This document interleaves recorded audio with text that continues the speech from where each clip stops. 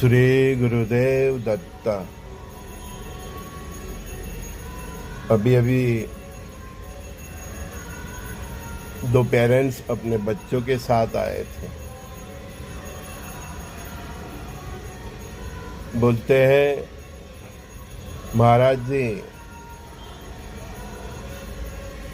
इन बच्चों का भविष्य जरा देखो। ये बड़ा है, बीकॉम पढ़ा है, अकाउंट का काम कर रहा है, उसकी तरक्की नहीं हो रही है।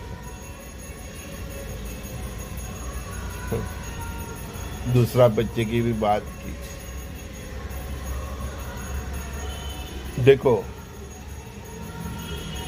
जमाने के साथ आपके बच्चों को भी रहना पड़ेगा। आज इतनी हायर एजुकेशन की जमाना है, मल्टी टैलेंट लोगों का जमाना है, और उसमें आपके बच्चे केवल बीकॉम या बीए पढ़ेंगे या केवल बीएससी पढ़ेंगे, क्या होगा? जो भी फील्ड में हो, कॉमर्स की लाइन में हो, साइंस की लाइन में हो, साइंस के दूसरे फ्रंट है, इंजीनियरिंग है, जो मेडिकल है, जो भी लाइन में आप पढ़ो, आप उसका हायर एजुकेशन तक की पढ़ाई करनी चाहिए। जय श्री कृष्ण। अगर आप हायर एजुकेशन की मतलब क्वालिटी तो होनी ही चाहिए। दूसरी बात, डिग्री के साथ मैं जो क्वालिटी की बात कर रहा हूँ वो चाहिए।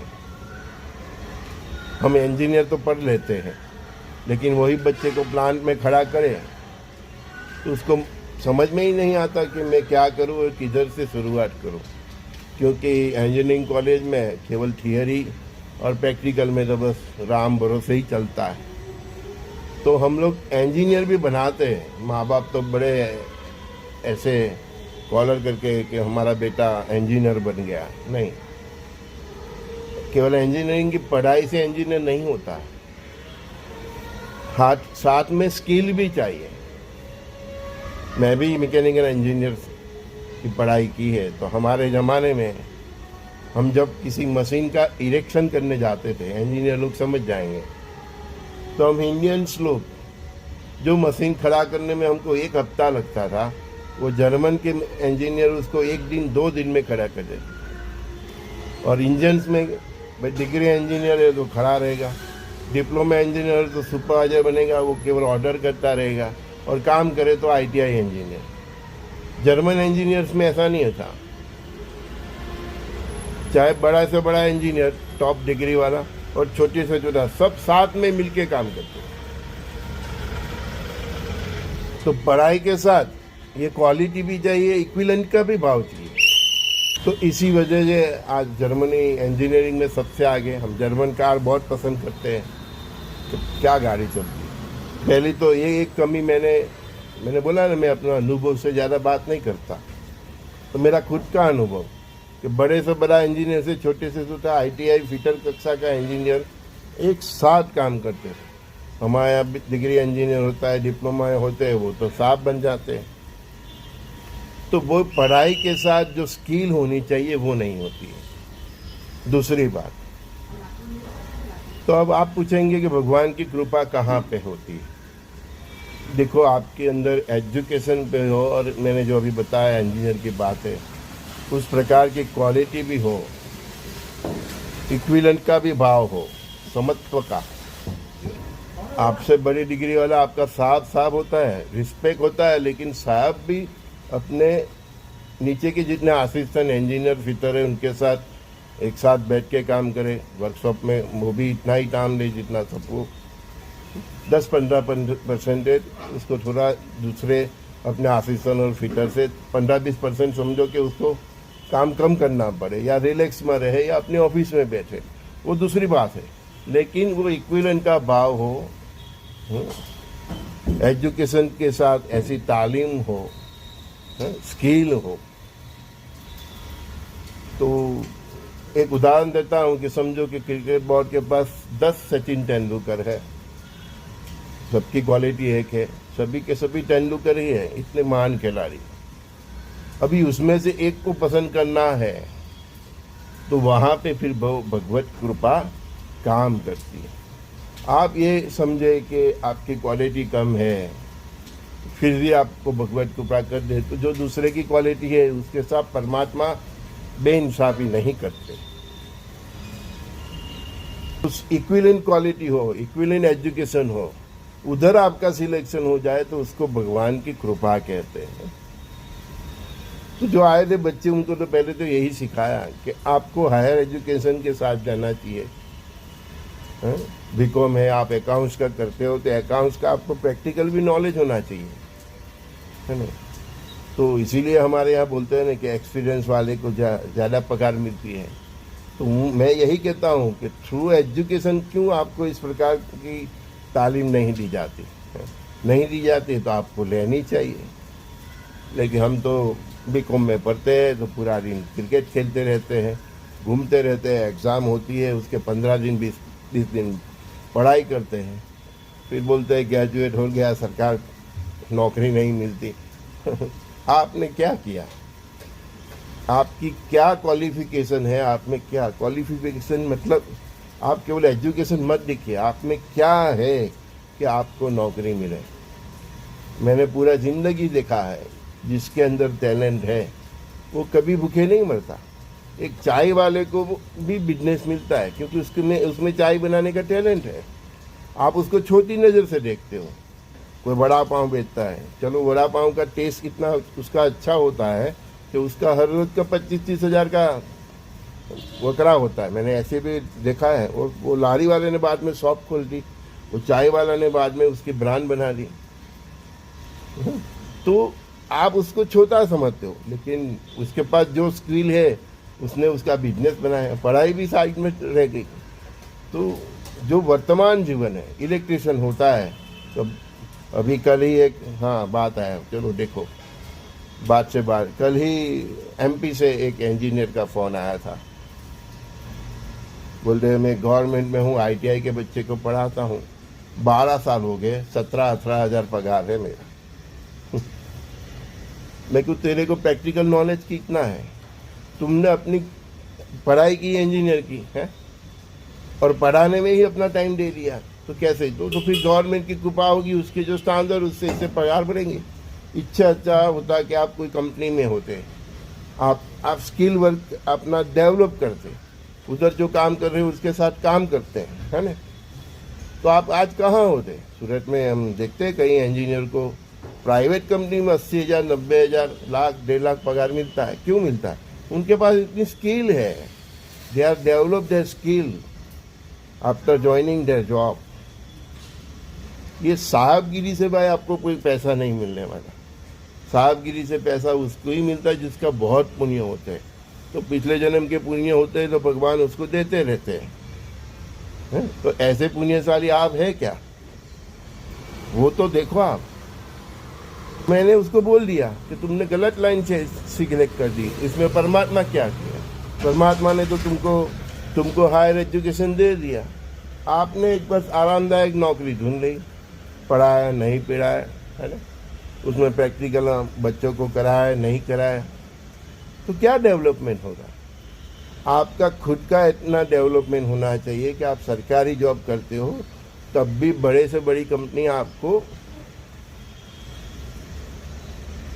ईमेल करे, मिले कि भाई आप हमारे यहाँ आ जाओ, सरकारी आपकी 2 लाख की पगार है तो मैं आपको 4 लाख दूंगा, 6 लाख दूंगा, है।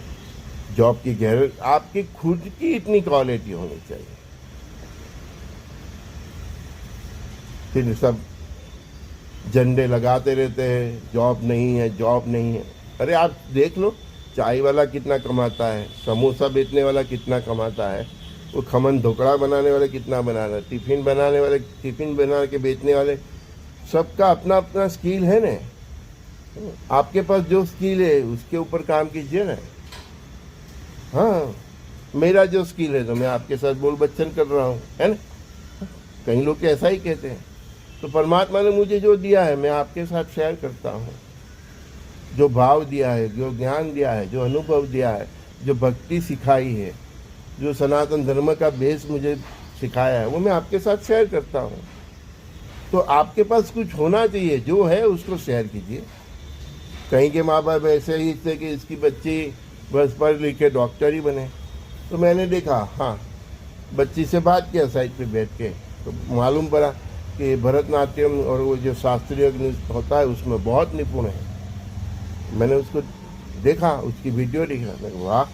मैंने उसको पेरेंट्स को किया, आपकी बच्ची का टैलेंट ये है, आप उसके ऊपर फोकस करो ना, उसके साथ जो पढ़ाई करे वो एडवांस में है।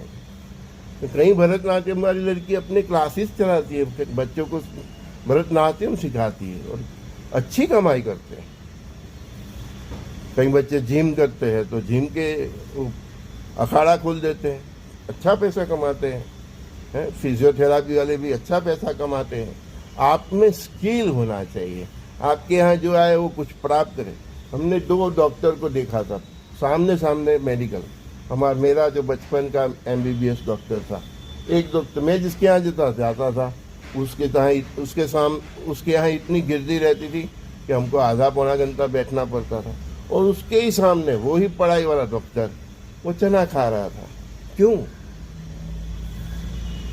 केवल इसमें नसीब की बात नहीं होती है, आपके स्किल की भी बात होती है। क्योंकि वो डॉक्टर जिसके पास हम जाते थे 2 दिन में अच्छा हो जाता था, और उसके यहाँ हफ्ता 10 दिन जाए तो फिर वो दवा खाता रहे। तो क्या चाहिए लोगों को, वो आपको देना पड़ेगा, तभी आपके यहाँ गिरदी होती है। कोई लोग ज्योतिष का जानते हैं तो उसकी कितनी गिरदी होती है, आप देख लो यूट्यूब में, बड़े बड़े कितने ज्योतिष हैं।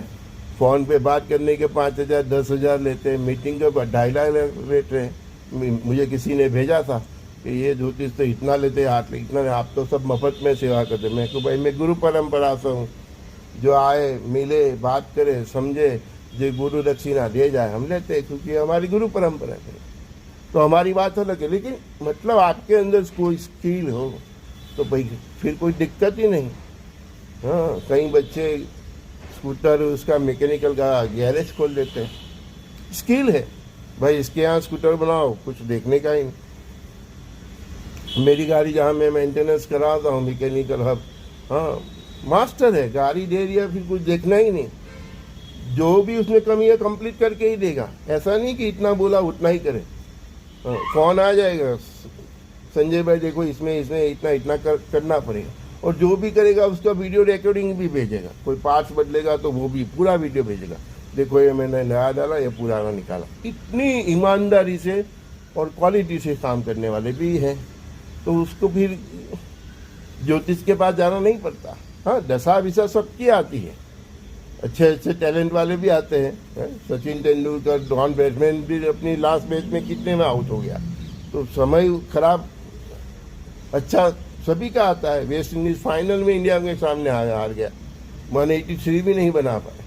तो अच्छा बुरा समय सब में आता है, उसकी बात अलग है, लेकिन आप में कुछ हो ही नहीं तो भगवान किधर साइन करे? भगवान वो आप देखेंगे दूसरे को कि जिसमें कुछ नहीं और फिर भी बहुत कमाता है, तो उसका पिछले जन्म का पुण्य है। अगर आपके पास, मैं फाइनल बात बता रहा हूँ, अगर आप मेहनत करते हैं, आप में टैलेंट भी है, आप में एजुकेशन भी है, और जो एजुकेशन से उसके रिगार्डिंग आपके पास सुपर मार्केट में टॉप की स्किल भी है, फिर भी आप पीछे पड़ रहे हैं, तो समझो कि आपको भगवत कृपा की ज़रूरत है। लेकिन पहले आपको ये 4 तो प्राप्त करना पड़ेगा, और ये 4 प्राप्त कर लिया, टैलेंट, क्वालिटी, एजुकेशन, स्किल, ये सब प्राप्त कर लिया, फिर जब मार्केट में आप खड़े रहते हो, आपके कंपटीशन में इतने धुरंधर है जो आपको इतना नॉलेज है, तो फिर उधर भगवत कृपा की ज़रूरत होती है। समझ में आया कैसा? संजय दस्ती का सभी दोस्तों को बहुत बहुत प्यार।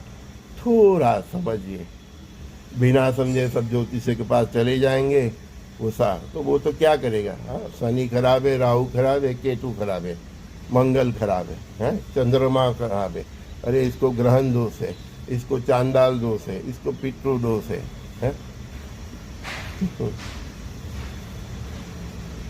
जो विधाता ने ये दोष दिया क्या वो तू मिटा देगा? तेरी इतनी हैसियत है, समझो तो खरा। वो किसी किसी को उसका वरदान होता है, तो वो बताए, वो कर दे, तो आपका कल्याण हो जाता है। गुरुओं के पास जाना चाहिए, समझ। चलो मिलते हैं। श्री गुरुदेव दत्त।